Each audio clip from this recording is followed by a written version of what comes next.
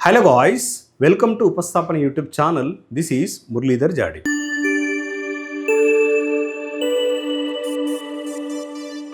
మనకు already response sheet అనేది ఇవ్వడం జరిగింది SCCL. ఇది మనం ఈ రెస్పాన్స్ షీట్ అనేది ITI ఎలక్ట్రిషియన్కి సంబంధించిన రెస్పాన్స్ షీట్ గురించి మనం మాట్లాడదాం. సో ITI ఆస్పిరెంట్స్ మనకు ఎగ్జామ్ జరిగిన రోజు నుంచి చాలామంది సార్ పేపర్ టఫ్ ఉందని లేదనంటే మాకు సంబంధం లేని టాపిక్స్ ఇచ్చారని ఇలాంటి ఒపీనియన్స్ జనరేట్ అయ్యాయి డిఫరెంట్ ఆస్పిరెంట్స్ నుండి. అయితే ఇక్కడ పేపర్ టఫ్ అని కొందరు అంటారు, కొందరేమో ప్రాక్టికల్ నాలెడ్జ్ అంటారు. సో ఇంకొందరేమో పేపర్ థియరిటికల్ డిఫరెంట్గా అడిగాడు, అసలు ఈ రెగ్యులర్ ప్యాటర్న్ కాదని ఇంకొందరు. సో వీటన్నిటిని దృష్టిలో పెట్టుకొని ఈరోజు వచ్చిన పేపర్ని మనం ఒక అనాలిసిస్ చేశాము. ఈ అనాలిసిస్ ఏందనేది నేను ఒకసారి డిస్కస్ చేస్తాను. సో ఫస్ట్ ఆఫ్ ఆల్ ఆస్పిరెంట్స్కి నేను చెప్పేది ఒకటే, పేపర్ టఫ్ వచ్చినా ఈజీ వచ్చినా, పేపర్ టఫ్ అని మనం ఎప్పుడు అంటున్నాం, మనకు టచ్ లేని ఏరియా నుండి MCQs అపియర్ అయితే ఖచ్చితంగా దాన్ని టఫ్ అనే మనం భావిస్తాం ఎవరైనా కూడా. ఒకవేళ పేపర్ ఈజీ అని ఎప్పుడు అంటున్నాం, ఆల్మోస్ట్ మనకు ఒక మోర్ దెన్ 90% సబ్జెక్ట్ తెలిసిన సబ్జెక్ట్ నుండి మనం ఎక్కువ క్వశ్చన్ చేయగలిగితే, వచ్చిన క్వశ్చన్స్ నుండి మనం ఎక్కువ క్వశ్చన్ చేయగలిగితే దాన్ని ఈజీగా మనం పరిగణిస్తాం. ఇప్పుడు చాలామంది సార్ మీ ఒపీనియన్ ఏంది అని మీ ఉద్దేశం. So SCCL ITI electrician exam paper analysis 2024. So practical apprentice knowledge. నేను సింపుల్గా సార్ ఈ ప్రాక్టికల్ నాలెడ్జ్ అందరికీ వస్తుందా, అంటే ITI క్వాలిఫికేషన్ ఉన్న ITI ఎగ్జామ్ కండక్ట్ చేసి అందరికీ వస్తాయి, ఫ్యూచర్లో కూడా రావచ్చా అంటే చూడండి, ITI ఎగ్జామ్స్ ఉన్నప్పటికీ అంటే JLM కావచ్చు, ఇంకేదైనా ఎగ్జామ్స్ కావచ్చు, కానీ ఇక్కడ ఏమవుతుంది అంటే మనకు అప్రెంటిస్ అని అడుగుతున్నాడు. సో దీన్ని దృష్టిలో పెట్టుకొని ప్రాక్టికల్ నాలెడ్జ్ అడగవచ్చు. మొట్టమొదటిసారిగా ఇలాంటి క్వశ్చన్స్ మనకు రావడం జరిగింది ఈ ఏరియా నుండి. సో దాన్ని నేను ప్రాక్టికల్ నాలెడ్జ్ అంటాను. ఎవరైతే అప్రెంటిషిప్ చేస్తారో సో వాళ్ళకు ఈ సబ్జెక్ట్ మీద ఐడియా ఉంటుంది. ఈవెన్ సబ్జెక్ట్ మీద ఐడియా ఉన్నా కూడా పేపర్ అనేది ఇంగ్లీష్ మీడియంలో వస్తుంది కాబట్టి చాలా తక్కువ మంది ఆస్పిరెంట్స్ ఆ టెర్మినాలజీని అర్థం చేసుకుంటారు. అండ్ ఇక్కడ నుంచి వచ్చిన క్వశ్చన్స్ అనేది 20 to 25 MCQs కదా. ఈ 20 to 25 MCQsలో ఆల్మోస్ట్ స్క్రీన్ నిండా ఇస్తున్నాడు క్వశ్చన్ పేపర్, నేను కూడా చూసిన. సో ఈ క్వశ్చన్ని మనం చదివేసరికి చాలా టైం అయిపోతుంది. సో ఇలాంటి క్వశ్చన్లు వచ్చేసరికి భయపడ్డారు. సో నేను బిఫోర్ గోయింగ్ టు ఎగ్జామ్ కూడా ఆస్పిరెంట్స్ చెప్పాను, పేపర్ టఫ్ వచ్చినప్పుడు మీరు ఏ విధంగా చేయాలి, పేపర్ ఈజీగా వచ్చినప్పుడు కూడా మీరు ఏ విధంగా చేయాలి. జాబ్ రావాలంటే పేపర్ టఫ్ వచ్చినా ఈజీ వచ్చినా మన రెస్పాన్స్ అంటే మనం ఇచ్చే ప్రజెంటేషన్ అనేది బాగుండాలి. అంటే చూడండి ఇక్కడ beyond ITI subject, sir ITI subject మించి ఇచ్చాడా అని అంటే ఎగ్జాంపుల్ యాడర్స్ కావచ్చు, ఫ్లిప్ ఫ్లాప్స్ కావచ్చు, అంటే అలాంటివి మనకు కొన్ని టాపిక్స్ ఉన్నాయి. సో ఇప్పుడు డిజిటల్ ఎలక్ట్రానిక్స్ నుండి ఇలాంటి క్వశ్చన్లు ఎక్కువగా ఉన్నాయి. సార్ మరి డిజిటల్ ఎలక్ట్రానిక్స్ సిలబస్లో మెన్షన్ చేశారు కదా అని అంటే అఫ్కోర్స్ డిజిటల్ ఎలక్ట్రానిక్స్ మెన్షన్ చేసారు, కానీ డిజిటల్ ఎలక్ట్రానిక్స్లో మీకు ఏమి ఇస్తారు, జనరల్గా మీరు ఏదన్నా అంటే రెగ్యులర్ ప్యాటర్న్ తీసుకుంటే మీరు ఏ కాంపిటేటివ్ ఎగ్జామ్ తీసుకున్నా కూడా అసలు కొన్ని ఎగ్జామ్స్లో రావు క్వశ్చన్స్. ఇప్పుడు మీరు ఏదైనా సెంట్రల్ గవర్నమెంట్ తీసుకోండి, స్టేట్ గవర్నమెంట్ తీసుకోండి, మహా అంటే ఒక లాజిక్ గేట్ అడుగుతాడు, లేదంటే నంబర్ సిస్టమ్ నుంచి కన్వర్షన్ కావచ్చు, ఇంకేదైనా beyond that universal logic gate కావచ్చు, లేదంటే బూలియన్ ఆల్జిబ్రా నుంచి రావచ్చు. కానీ ఇక్కడ ఏకంగా JK ఫ్లిప్ ఫ్లాప్ గురించి, అదేవిధంగా యాడర్స్ గురించి, సో SR ఫ్లిప్ ఫ్లాప్స్ గురించి చాలా క్వశ్చన్స్ అపియర్ అయ్యాయి. ఇలాంటి క్వశ్చన్స్ నేను అప్ టు 10 or 10 to 11 క్వశ్చన్స్గా నేను పరిగణించాను. సో ఈ క్వశ్చన్స్ ఏంటి సార్ మరి క్వశ్చన్స్ పరిస్థితి అని అంటే మీకు సిలబస్లో DE అని మెన్షన్ చేసింది digital electronics. So ITI ఆస్పిరెంట్స్కి DA ఉంటుంది, డిప్లొమా ఆస్పిరెంట్స్కి DA ఉంటుంది, ఇంజనీరింగ్ ఆస్పిరెంట్స్ కూడా DA ఉంటుంది. కానీ ఎవరు ఎంత విడత చదవాలి, ఎంత డెప్త్ చదవాలి అనేది ఒక లిమిట్ ఉంటుంది. ఆ లిమిట్ ప్రకారమే మనం వెళ్ళాలి. అయితే నేను దాన్ని బియాండ్ ITI సబ్జెక్ట్ అని పరిగణిస్తాను. ఎందుకంటే ఈవెన్ ఒక ITI ఆస్పిరెంట్స్కి బియాండ్ దట్ వెళ్ళినా కూడా టఫ్గా భావించే ఛాన్సెస్ ఎక్కువగా ఉన్నాయి కాబట్టి నేను దీన్ని బియాండ్ ITI సబ్జెక్ట్ అంటున్నాను. అండ్ ఇంకొక పాయింట్ ఏంటంటే రెగ్యులర్ ప్యాటర్న్లో ఆ సిలబస్ నుండి క్వశ్చన్స్ రావు. సో ఇది ఒకటే కాదు, వేరే టాపిక్స్ నుండి కూడా ఉన్నాయి. ఇవి 10 MCQs. సో ఇలాంటి MCQsని అంటే ఇవన్నీ ఒక సైడే రావు, ఫస్ట్ బిగినింగ్ నుండి ఈ క్వశ్చన్స్ కూడా వస్తాయి. ఇలాంటి 10 MCQs 20-25 MCQs కనబడంగానే మనకు ఒక భయం స్టార్ట్ అవుతుంది. ఎందుకు అంటే మనం ఎగ్జామ్లో సబ్జెక్ట్ని సాటిస్ఫై కాము కాబట్టి పేపర్ని టఫ్గా భావించే ఛాన్సెస్ ఎక్కువగా ఉంటాయి.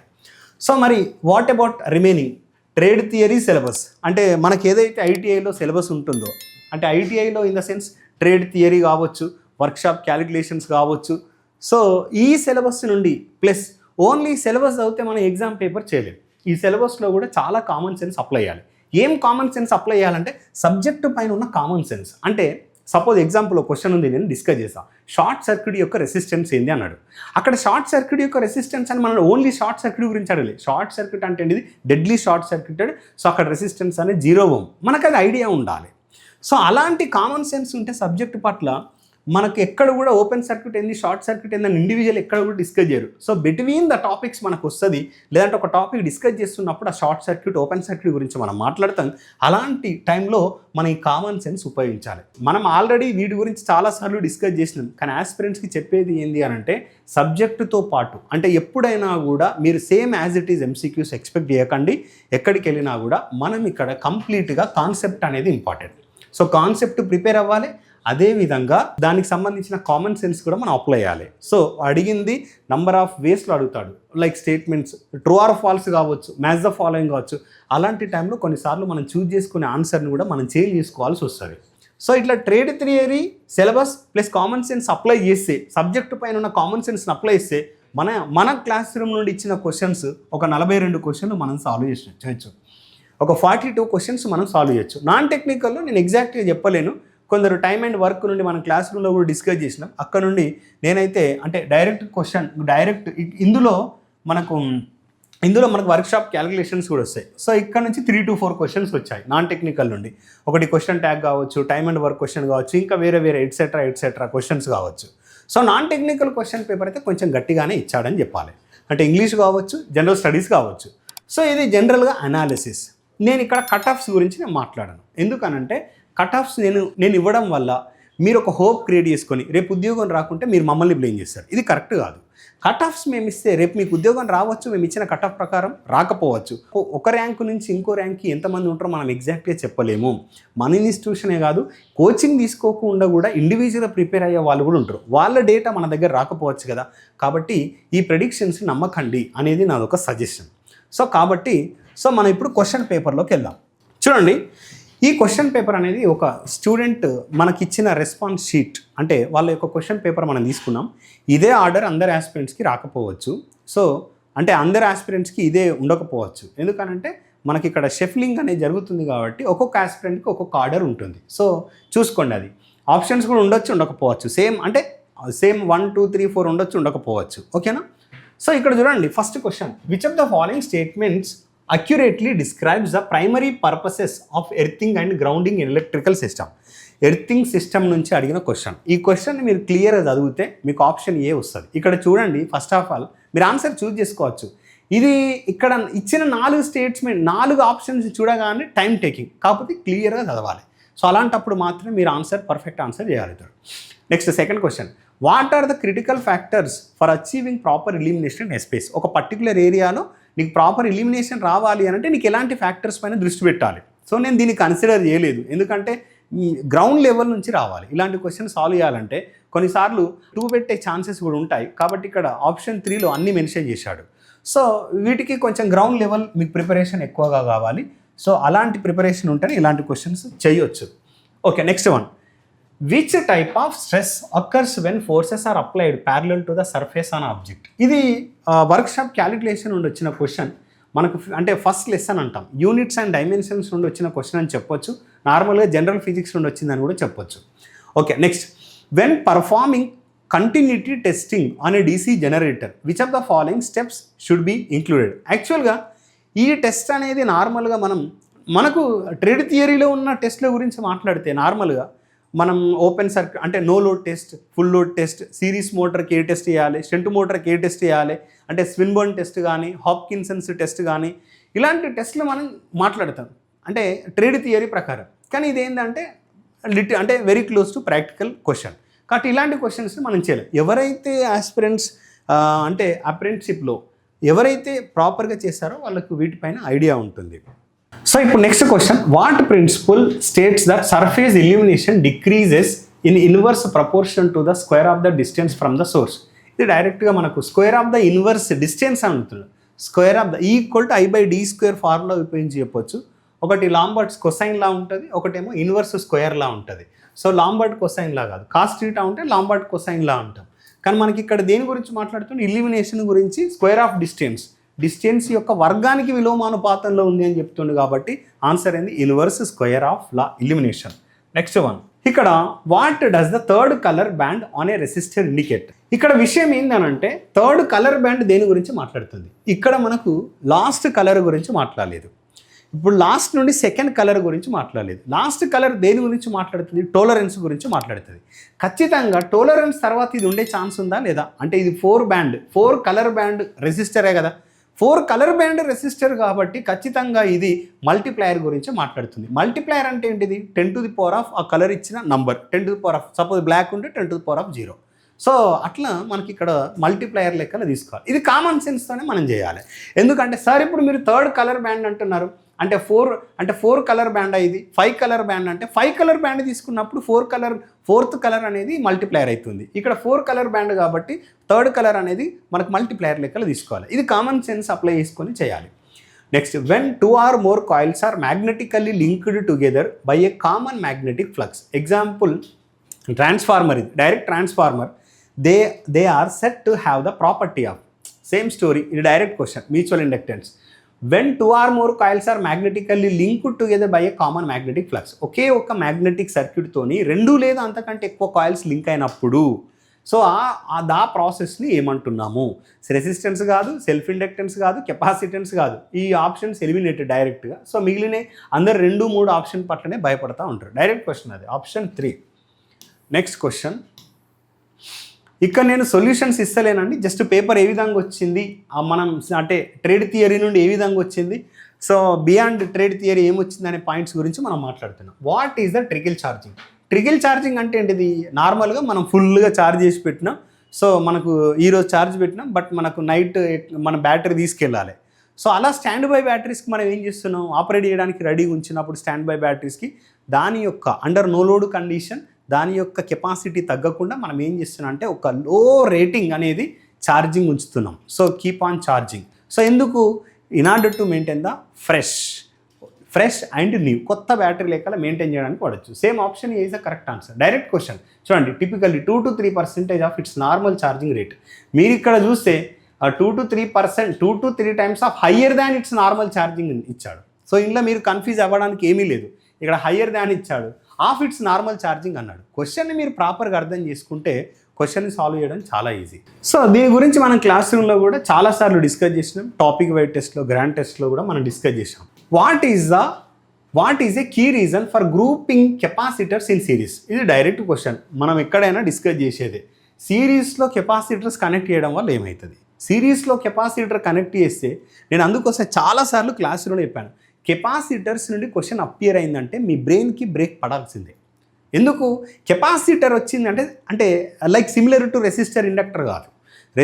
కెపాసిటర్లు సిరీస్లో కనెక్ట్ చేసినట్టే రెసిస్టర్లు ఇండక్టర్లు ప్యారల్లో కనెక్ట్ చేసినప్పుడు ఎలాంటి ప్రొసీజర్ వాడతామో అలాంటి ప్రొసీజర్ వాడాలని చాలాసార్లు చెప్పిన. చూడండి, మరి సిరీస్లో కనెక్ట్ చేస్తే ఏమవుతుంది, ఆబ్వియస్లీ కెపాసిటెన్స్ విలువ తగ్గుతుంది. అదే నువ్వు ప్యారల్లో కెపాసిటెన్స్ యాడ్ చేస్తే ఏమవుతుంది, విలువ పెరుగుద్ది. So direct answer. Next 10 questions వరకు వచ్చాయని చెప్పాను కదా బియాండ్ సిలబస్. అందులో ఇగో ఇదొక క్వశ్చన్, అంటే నేను స్టార్ మార్క్ ఇస్తున్నా జస్ట్ మీకు అర్థం కావడం కోసం, జేకే ఫ్లిప్ ఫ్లాప్ అనేది.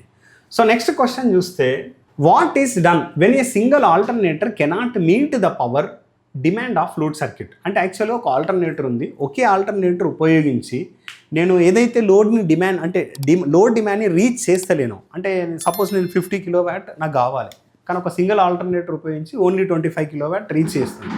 సో అలాంటప్పుడు మనం ఏం ప్రొసీజర్ వాడాలి, switch to different type of alternator, reduce the load circuits power demand, connect 2 alternators in parallel.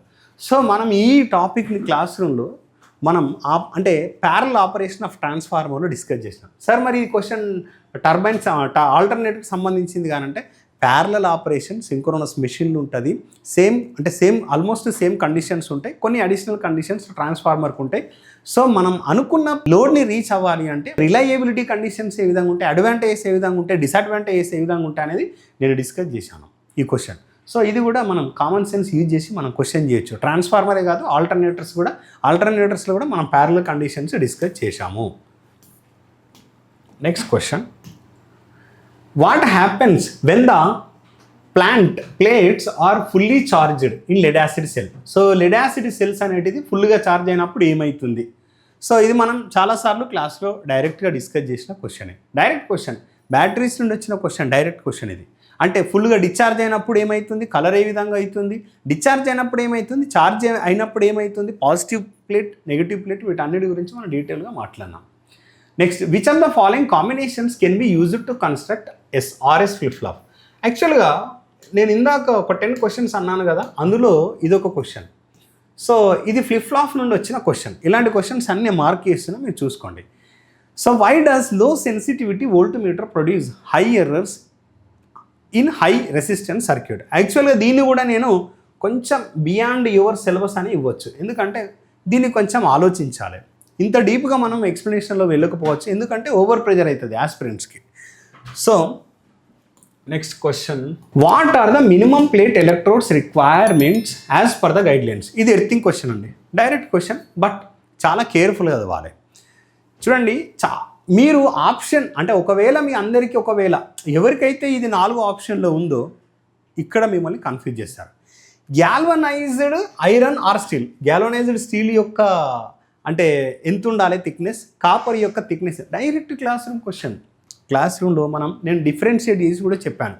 Galvanised steel అడుగుతాడు, కేర్ఫుల్గా ఉండండి. కాపర్ గురించి అడుగుతారు, కేర్ఫుల్గా ఉండండి. అడిగింది గ్యాల్వనైజ్డ్ స్టీలా, అడిగింది కాపరా? మిమ్మల్ని కన్ఫ్యూజ్ చేయడానికి 2 ఆప్షన్స్ ఉంటాయని చెప్పాను.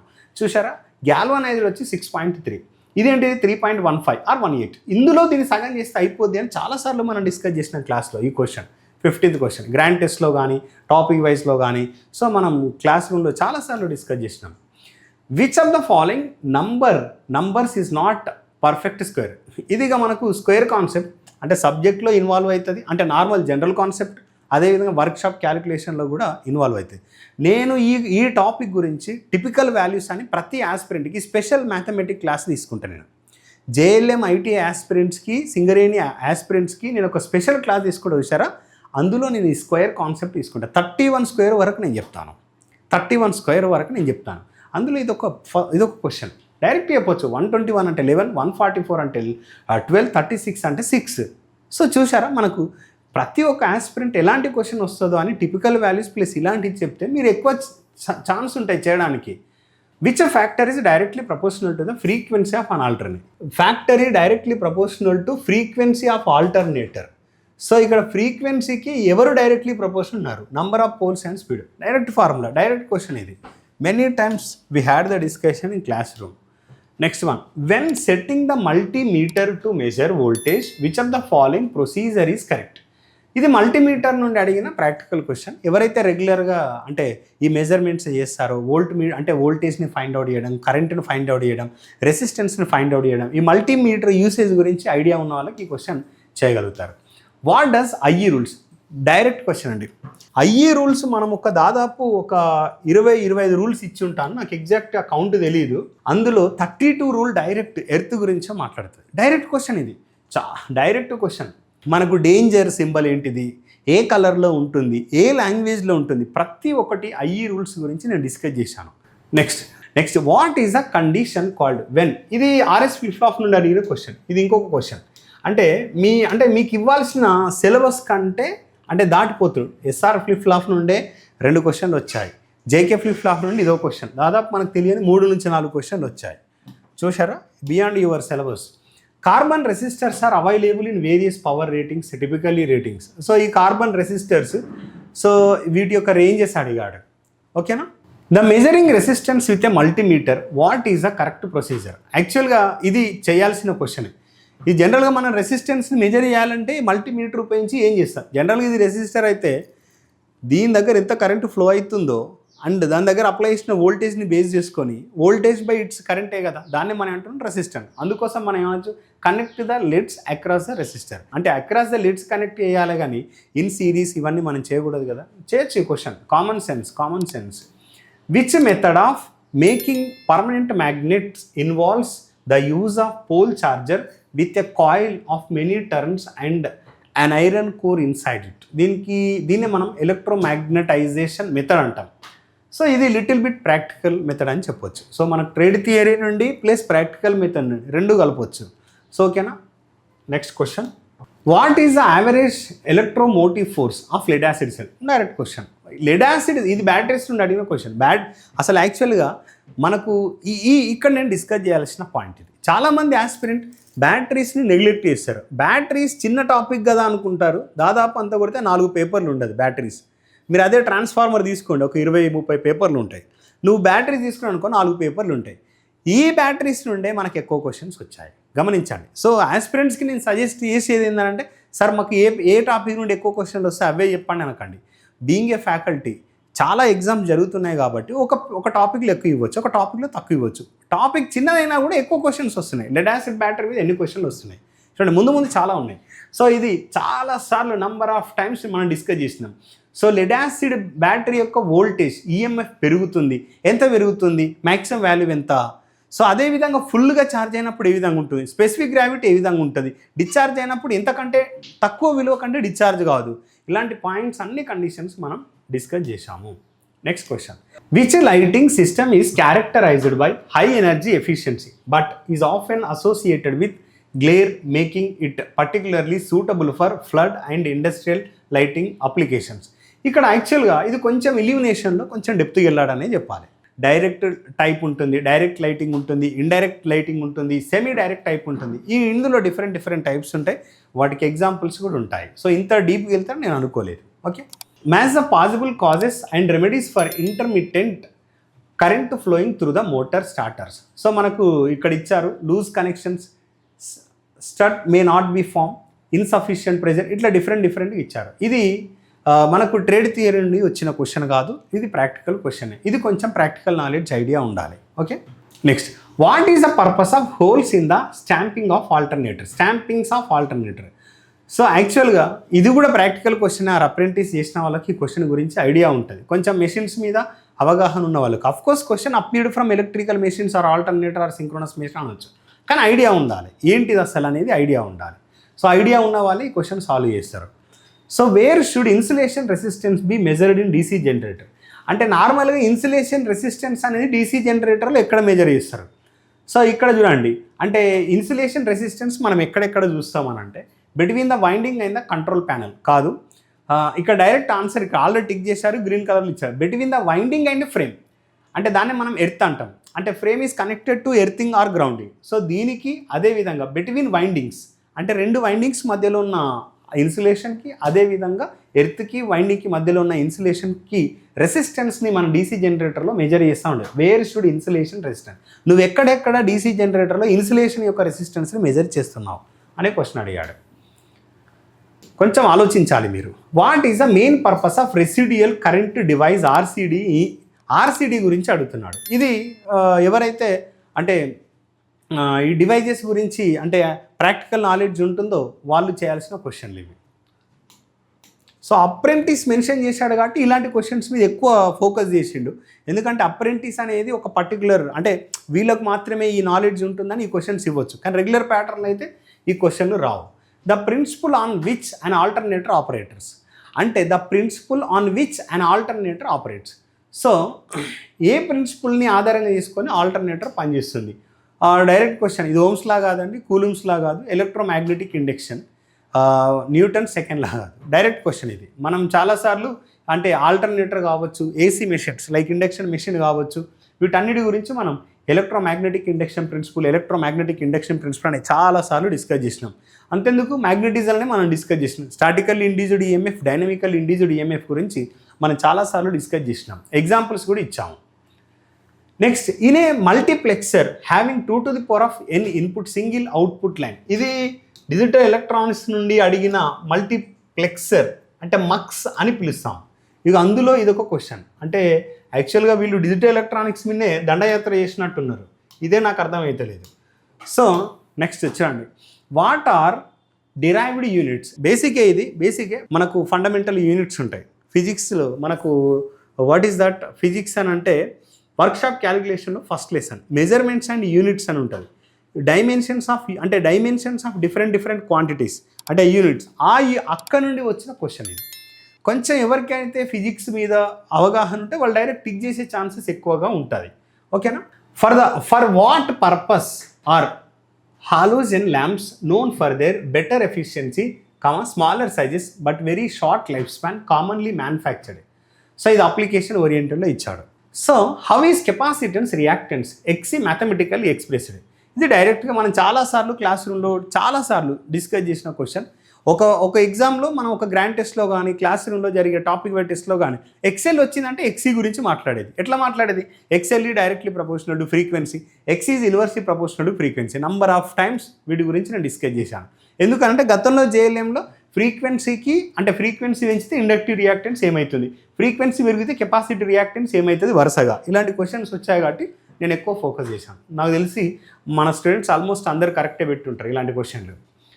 Find the ratio of ABC.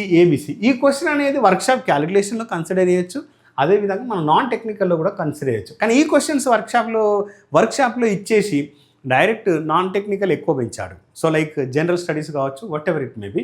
So ఇంకా అలాంటి క్వశ్చన్లు ఎక్కువ ఫోకస్ చేసింది. A:B = ఇంత, B:C = ఇంత అయితే A:B:C ఎంత direct question.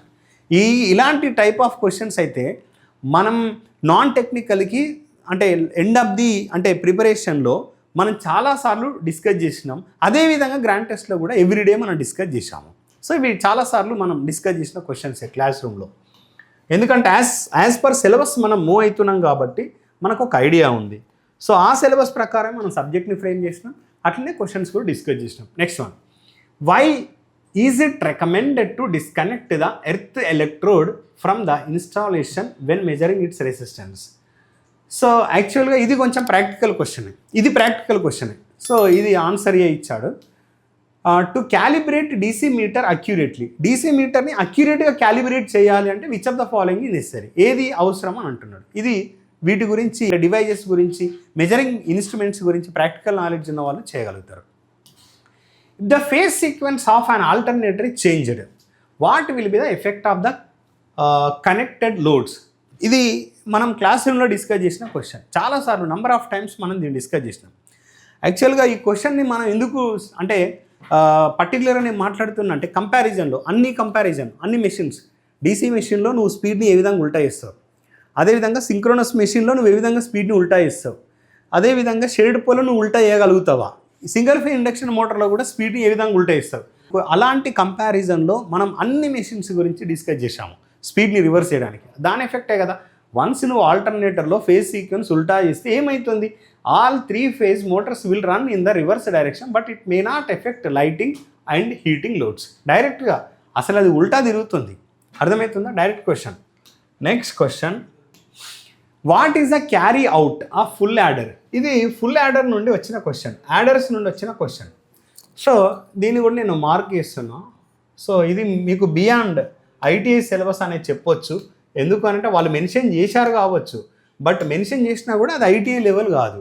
Next question, what is the efficiency of nickel iron cell in terms of ampere hour. చూసారా, మనం ఇది ampere hour and watt hour nickel iron cell గురించి మనం లాస్ట్కి లెడ్ యాసిడ్కి నికెల్ ఐరన్కి కంపారిజన్ టేబులర్ కాలం ఇచ్చాం మనం క్లాస్ రూమ్లో.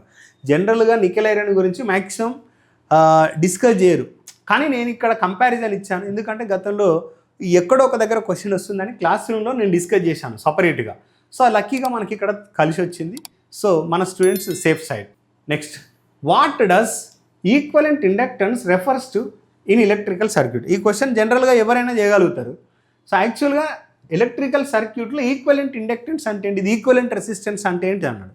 కానీ వాళ్ళు ఏం చేశారు, SCCL అంటే EDCL కండక్ట్ చేసిన వాళ్ళు only the total inductance between the inductors are connected in series. ఈ క్వశ్చన్ గురించి ఎగ్జామ్ రాసిన తర్వాత చాలామంది ఆస్పిరెంట్స్ నన్ను అప్రోచ్ అయ్యారు. సార్ ఈక్వలెంట్ ఇండక్టెన్స్ అంటే మీరు సిరీస్ అన్నారు, ప్యారల్ అన్నారు, combination of series and parallel అన్నారు. అంటే ఆబ్వియస్లీ ఈక్వలెంట్ ఇండక్టెన్స్ అంటే బిట్వీన్, ఇప్పుడు ఫైనల్గా సిరీస్లో వస్తుంది అని మనం సిరీస్లో వస్తుంది కదా అని ఆప్షన్ 2 పెట్టడం కరెక్ట్ కాదు. యాక్చువల్గా ఈక్వలెంట్ రెసిస్టెన్స్ అనేది సిరీస్లో అయినా వర్తిస్తుంది, ప్యారల్లో ఇండక్టర్స్ కనెక్ట్ చేసినా వర్తిస్తుంది, కాంబినేషన్ ఆఫ్ సిరీస్ అండ్ ప్యారల్లో కనెక్ట్ చేసినా వర్తిస్తుంది. సో దీనికి ఆప్షన్ 4 కూడా వర్తిస్తుంది.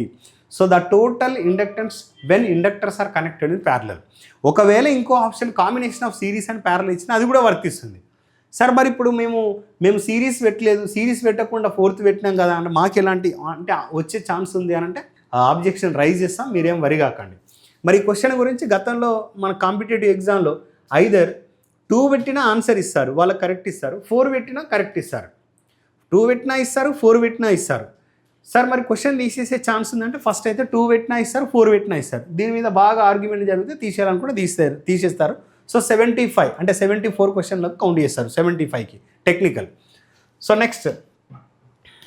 Next question what is the electrolyte used in lead acid cell and what is its typical specific gravity. మనం ఇది యాక్చువల్గా మిమ్మల్ని కన్ఫ్యూజ్ చేయడానికి మనకు 4 స్టేట్మెంట్స్ కొంచెం లెంతీ ఇచ్చారు. Dilute sulphuric acid, 3 parts water ఉంటాయి, 1 పార్ట్ యాసిడ్ ఉంటుంది, H2SO4 అని మనం నంబర్ ఆఫ్ టైమ్స్ డిస్కస్ చేసాం. దాని నేమే డైల్యూట్ సల్ఫ్యూరిక్ యాసిడ్ లేదంటే వీక్ సల్ఫ్యూరిక్ యాసిడ్ అని క్లాస్లో చాలాసార్లు మొత్తుకున్నాం. సో ఇక్కడ మిమ్మల్ని కన్ఫ్యూజ్ చేసేది ఫస్ట్ ఆప్షన్. ఇక్కడ డైల్యూట్ సల్ఫ్యూరిక్ యాసిడ్ ఉంది, ఇక్కడ కూడా sulphuric acid, electrolyte dilute sulphuric acid కానీ డైల్యూట్ హైడ్రోక్లోరిక్ యాసిడ్ ఇచ్చాడు. ఈ విలువలు మాత్రం చూడండి, ఆప్షన్ ఏ, ఆప్షన్ డి అనగా 1, 4 మిమ్మల్ని కన్ఫ్యూజ్ చేసే విధంగా ఉంటాయి. 2, 3 మీరు ఎలిమినేట్ చేయొచ్చు. వాటి యొక్క విలువలు ఆ విధంగా ఉన్నాయి. గ్రావిటీ ఇది కాదు కదా, స్పెసిఫిక్ గ్రావిటీ ఇది కాదు కదా. సో మళ్ళీ 4th ఏ విధంగా ఎలిమినేట్ చేయాలంటే హైడ్రోక్లోరిక్ యాసిడ్ కాదుగా మనం వాడేది. సో కొంచెం కామన్ సెన్స్, కొంచెం మీరు క్లియర్గా క్వశ్చన్ని చదివితే మాత్రం ఈజీగా ఎలిమినేట్ చేస్తారు. Okay, next what is defined as the distance between 2 adjacent poles in electrical machines.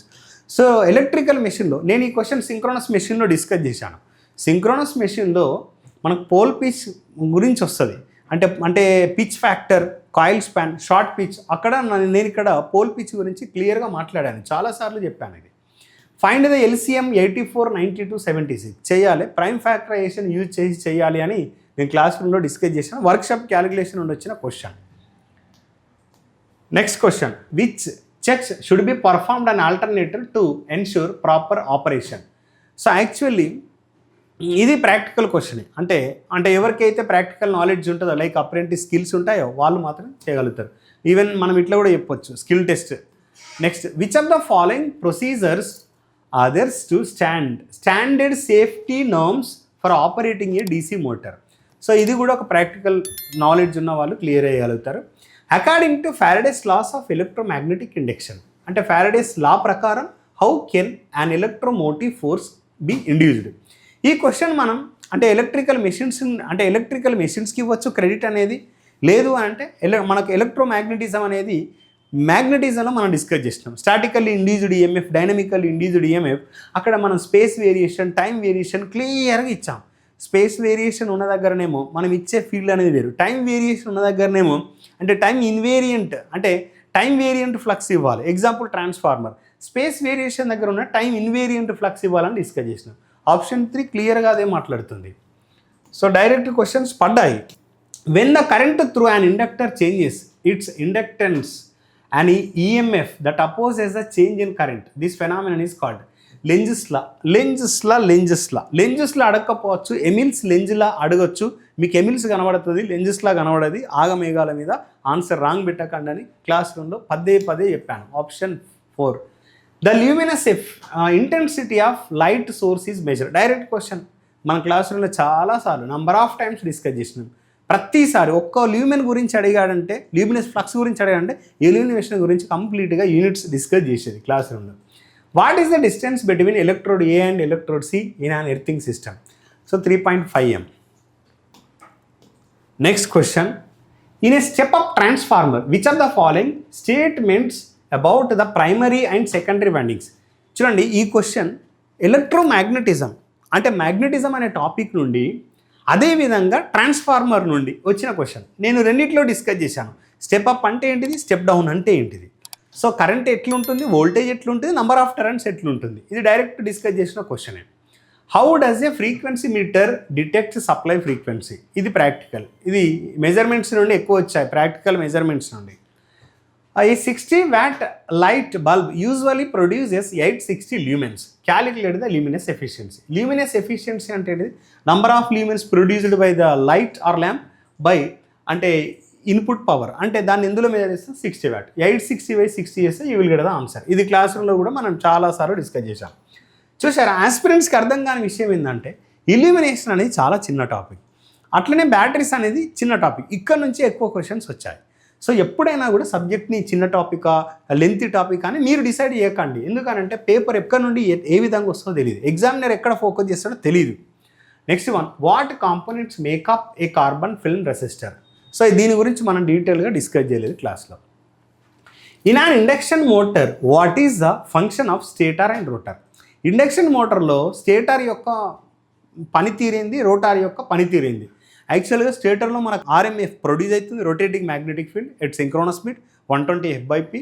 అదేవిధంగా రోటార్ అనేది రొటేట్ అవుతుంది అని చెప్పినాం, రొటేట్స్ టు ప్రొడ్యూస్ మెకానికల్. చూడండి, stator creates rotating magnetic field, rotor creates చేస్తుందా? కాదు.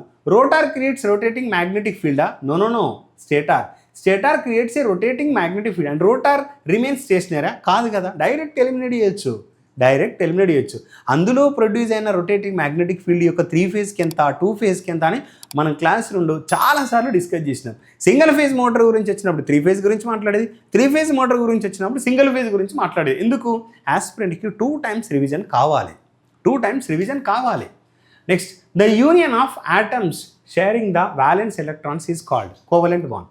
సో మనం క్లాస్ 2లో థియరీ డిస్కస్ చేస్తున్నప్పుడు మనం ఇది ఇచ్చిన క్వశ్చన్, మనం అంటే ఎంసీక్యూస్ అంటే గ్రాండ్ టెస్ట్లు కానీ అక్కడ ఈ క్వశ్చన్ మనకు టచ్ కాలే, కానీ క్లాస్ 2లో డిస్కస్ చేసినాం కోవలెంట్ బాండ్. సో ఎన్ని వ్యాలెన్స్ ఎలక్ట్రాన్స్ ఉంటాయి? 3rd group, 4th group, 5th group ఎలక్ట్రానిక్స్లో, బేసిక్ ఎలక్ట్రానిక్స్ నుండి వచ్చిన question, direct question. Next one, what does the term lumen. చూసారా, ఈ ఇల్యూమినేషన్ నుండి ఎన్ని క్వశ్చన్లు వచ్చాయి. ల్యూమెన్ అంటే ఏంటిది? Luminous flux. Direct the unit of luminous flux. Lumen అంటే luminous flux defined as the amount of light contained in 1 steradian from a source of 1 candle at its focus. ఇలాంటి స్టేట్మెంట్ ఎక్కడన్నా ఉందా? The unit use to measure the energy. Wrong. The unit of light intensity యొక్క unit ఎందుకు అవుతుంది? Measure of brightness of light of source. చూసారా, brightness of light source ఎందుకు వాడతాం? లాంబార్డ్స్ కదా, డైరెక్ట్ ఎలిమినేషన్ 2, 3, 4 గయాబ్, డైరెక్ట్ ఎలిమినేట్ చేయొచ్చు. చాలా విషయాలు మనం డిస్కస్ చేసినాం. Which of the following statements accurately describes photovoltaic cell.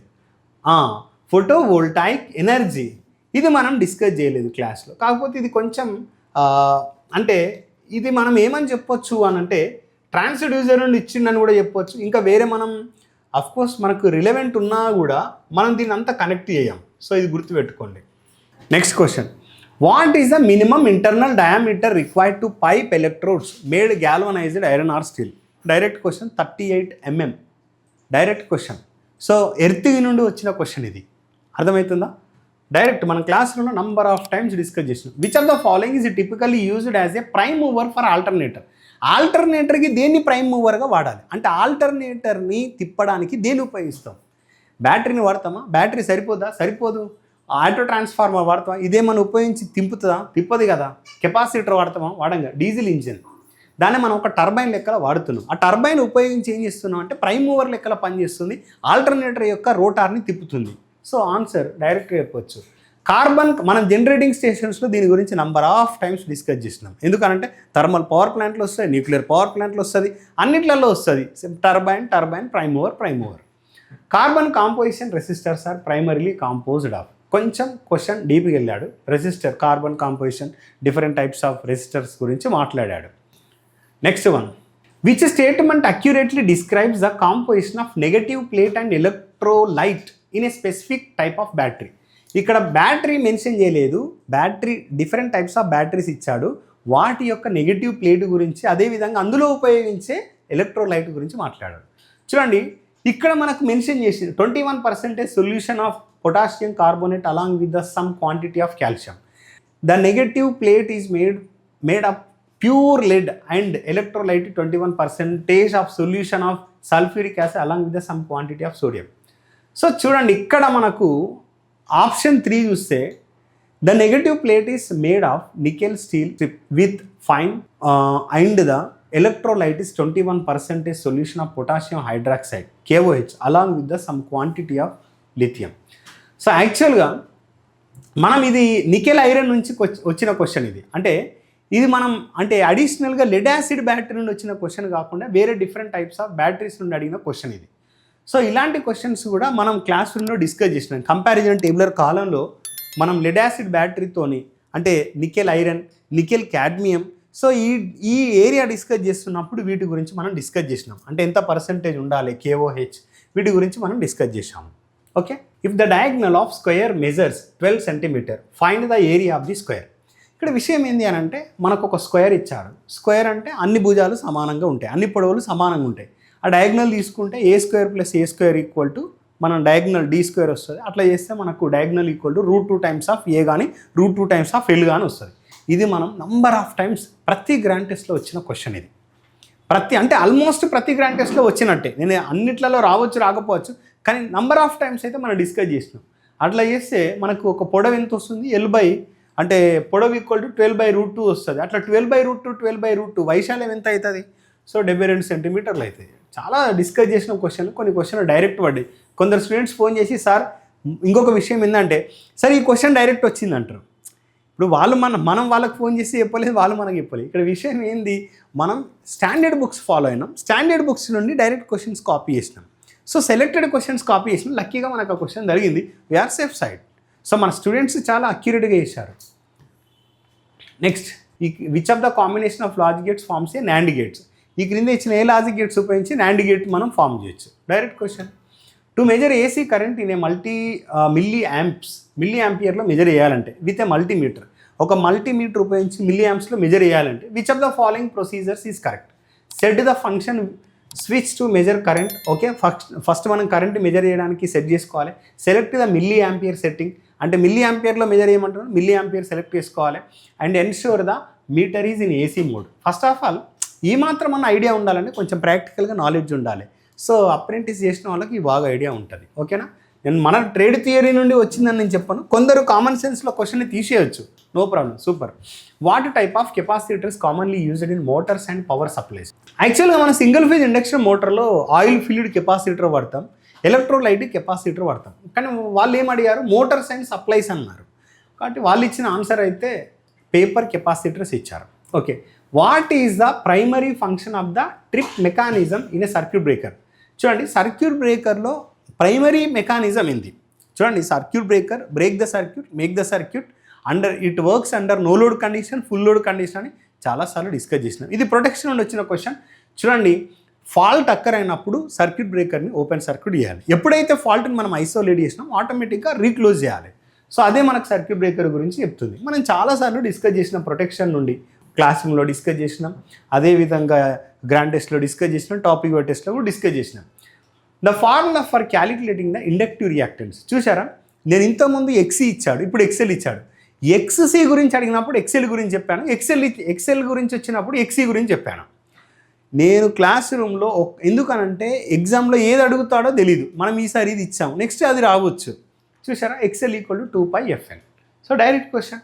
చూసి మిమ్మల్ని కన్ఫ్యూజ్ చేయడానికి 1/2πfl, XL = 2πfl ఇలా కన్ఫ్యూజ్ చేస్తున్నారు. XCకి ఫ్రీక్వెన్సీకి విలోమానుపాతంలో ఉంటాయి, XLకి ఫ్రీక్వెన్సీకి అనులోమానుపాతంలో ఉంటాయి. Option D is the correct answer.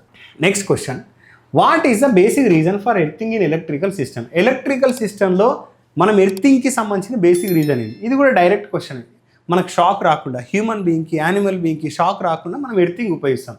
ఇది జనరల్గా కొంచెం ఐడియా ఉన్న ఐడియా లేని వాళ్ళు, ప్రాక్టికల్గా నాలెడ్జ్ ఉన్న వాళ్ళైనా పెట్టవచ్చు, ట్రేడ్ థియరీ నుండి ఎవరైనా చదివిన వాళ్ళైనా పెట్టవచ్చు. సో నేను పర్టికులర్గా ఇది అందులోది ఇందులోది అని చెప్పలేను, కొంచెం ఐడియా ఉంటే చేయొచ్చు. Which IC number is associated with a Nar gate. చూసారా, నార్ గేటే కాదు, నార్ గేట్కి సంబంధించిన IC నంబర్ అడిగాడు. ఇది కొంచెం డీప్గా వెళ్ళిన క్వశ్చనే. ఎర్లియర్ డేస్లో కాంపిటేటివ్ ఎగ్జామ్స్లో అడిగే క్వశ్చన్స్ మనం, ఎందుకంటే ప్రీవియస్ ఇయర్ క్వశ్చన్ చూసినప్పుడు ఇప్పుడు అంతా ఈ ఏరియా నుండి క్వశ్చన్స్ వస్తలేవు. IC నంబర్స్ కానీ ఈ NAND గేట్ కానీ ఇక్కడ నుంచి క్వశ్చన్స్ వస్తలేవు, కానీ ఇక్కడ వచ్చింది క్వశ్చన్. సో కొంచెం డీప్గా వెళ్ళాడు ఇక్కడ. Which method is used to vary the speed of DC motor by varying the field flux. అడిగింది మనకు DC మోటార్. DC మోటార్లో ఫీల్డ్ ఫ్లక్స్ని ఉపయోగించి స్పీడ్ని చేంజ్ చేయడం ఏ మెథడ్ ఉపయోగిస్తున్నావు అంటున్నాను. అంటే ఏం వాడుతున్నావు, సిరీస్ ఫీల్డ్ కంట్రోల్ మెథడా, ఆర్మేచర్ కంట్రోల్ మెథడా, వోల్టేజ్ కంట్రోల్ మెథడా, షంట్ ఫీల్డ్ కంట్రోల్ మెథడా. డైరెక్ట్గా మనం చెప్పొచ్చు, ఇక్కడ మనం కన్ఫ్యూజ్ అయ్యేది series field and shunt field. నేను ఇక్కడ స్పీడ్ కంట్రోల్ మెథడ్స్ కూడా చెప్పాను. సో స్పీడ్ కంట్రోల్ మెథడ్స్లో కూడా మనం డిస్కస్ చేసినాం. ఆర్మేచర్ వోల్టేజ్ కావచ్చు, ఆర్మేచర్ రెసిస్టెన్స్ కావచ్చు, ఫీల్డ్ కావచ్చు, సో అంటే ఫ్లక్స్ కంట్రోల్ మెథడ్ కావచ్చు. వాటి గురించి మనం డిస్కస్ చేసినప్పుడు ఇది క్వశ్చన్ గురించి కూడా డిస్కస్ చేసినాం. అంటే దీనికి సంబంధించిన రిలవెంట్ ఇన్ఫర్మేషన్. చాలామంది రాంగ్ పెట్టే ఛాన్స్ ఉంటుంది, ఆప్షన్ ఏ పెట్టే ఛాన్స్ ఉంటాయి. ఇఫ్ ఏ హాఫ్ యాడర్, ఇది యాడర్స్ నుండి వచ్చిన క్వశ్చన్, హాఫ్ యాడర్. సో మనకి ఇప్పుడు సబ్జెక్ట్ గురించి ఐడియా లేదు కాబట్టి దీన్ని డిస్కస్ చేయాల్సిన అవసరం లేదు. ఎందుకనంటే నేను మీకు చెప్పని దాని గురించి మనం మాట్లాడడం waste. So how can the load be shifted from one generator to another generator in power system? Power సిస్టంలో ఒక జనరేటర్ నుండి ఇంకో జనరేటర్కి ఏ విధంగా లోడ్ని మనం షిఫ్ట్ చేస్తాం? సో ఇది యాక్చువల్గా థియరిటికల్గా కొన్ని, అంటే నేను ఈ క్వశ్చన్ అనేది జూనియర్ ఇంజనీర్లో చూశాను. అంటే లైక్ మనకు ఎస్ఎస్సి జేఈ కానీ నార్త్ ఇండియాలో ఈ క్వశ్చన్స్ కొన్ని స్టేట్స్లో, ఉత్తరప్రదేశ్ కండక్ట్ చేసిన ఎగ్జామ్స్లో సబ్ ఇంజనీర్కి, అంటే లైక్ ఆర్ఆర్బి జూనియర్ ఇంజనీర్స్కిలో అడిగిన క్వశ్చన్ ఇది. సో అంటే మనం లోడ్ని షిఫ్ట్ చేయడానికి మనం ఏం యూజ్ చేయాలి? First by adjusting the field excitation. So కొంచెం డీప్గానే వెళ్ళాడు ఈ question. Match the మెగ్గర్ readings with their corresponding interpretation. చూడండి, 0 ohms ఇచ్చాడు, లెస్ దాన్ 1 mega ohm ఇచ్చాడు, 1 mega ohm ఆర్ మోర్ ఇచ్చాడు.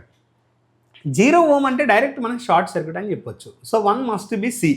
సో ఆప్షన్ ఏ ఉంది, 4, 1 ఉంది, 4 ఉంది. మిగతాయి మీరు weak insulation resistance is acceptable. Insulation resistance అంటే its resistance is very high. ఇక్కడ మీరు ఎలిమినేట్ చేసుకోవచ్చు.